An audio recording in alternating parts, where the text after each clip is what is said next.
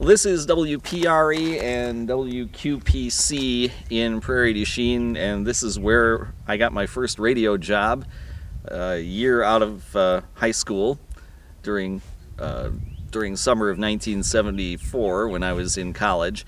And it's also where I got my first radio exposure doing the high school radio program in the 70s.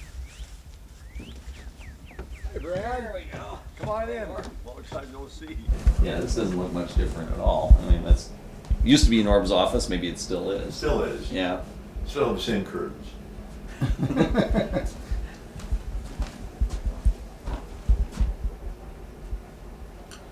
My wife says, "How can you bring people into this place?" I said, "You don't even see it. It's functional." Yeah, the same typewriter. Yeah. Oh, you use a typewriter? Only for labels. Oh. It's very scenic. Yeah, this. This in the old days used to be studios, right? Right. Because you didn't add on the upper part until the flood, I guess. Correct. So I think this would have been a studio, and this was a studio. I have to take the transmitter readings here and know how to shut off the transmitter or change the power. That transmitter was here when you were here, Brad.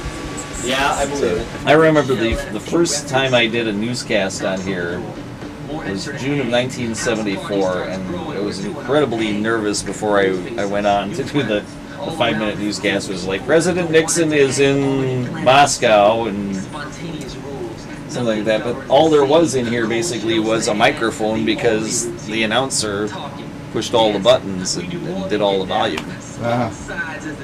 What was the date? This is a lot better. What was the first date that you did this? The first day I actually got paid to be on the radio here was June 30th, 1974.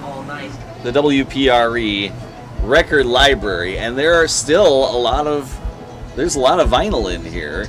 So this doesn't really look much different from when I worked here 30 years ago. I mean, some of the names may be different. You have things like Huey Lewis, Cyndi Lauper, and they have country albums here, and instrumentals, big band, religious, movie. There were a whole lot of movie soundtracks. You didn't deal too much with the music, right? Oh, the music was my first love, believe it or not. I did the music for a couple of years before I did much news. Listening to this station, it was so eclectic. You could hear a polka, and then you'd hear Hall of the Mountain King, and then you'd hear a rock song, and then you'd hear, Patti Page. It was just everywhere, and I liked it, instead of focusing in on just one thing.